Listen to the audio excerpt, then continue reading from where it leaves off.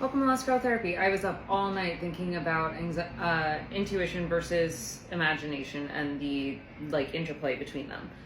So, something that I have found helpful is intuition leads, imagination follows. Intuition leads, imagination follows.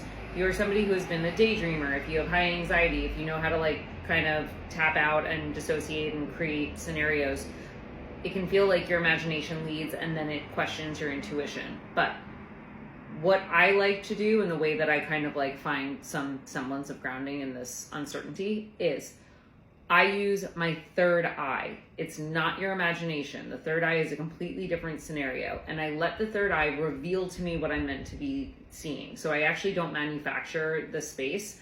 I literally sit in silence, stare at my third eye, wait for it to reveal whatever I'm meant to see that day.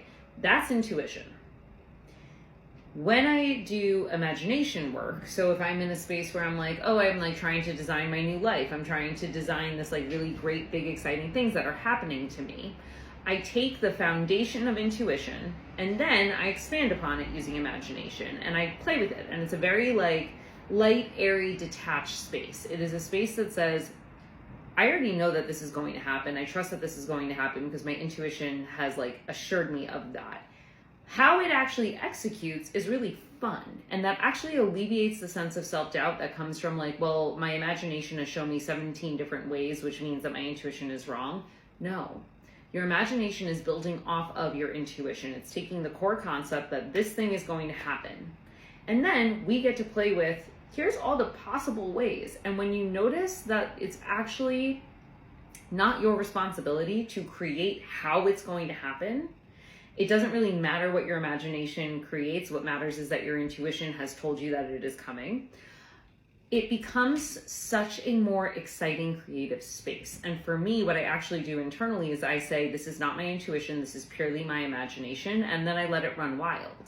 I design 18 different scenarios for anything that I'm trying to manifest, and I simply say, all of these would be great. Not one of them is fixed. Not one of them is exactly how this needs to go, because I already know, my intuition told me, and I trust my intuition much more than I trust my imagination. I trust my intuition to assure me that this has already happened. I've seen it in my third eye. I have felt it in my body. I know on a core soul level that this is occurring. My imagination is just the more playful space where I can let my mind run with however these things are going to be executed. And I can say, I actually don't need to be anxious about this, and I don't need my imagination to be correct because I trust my intuition fully.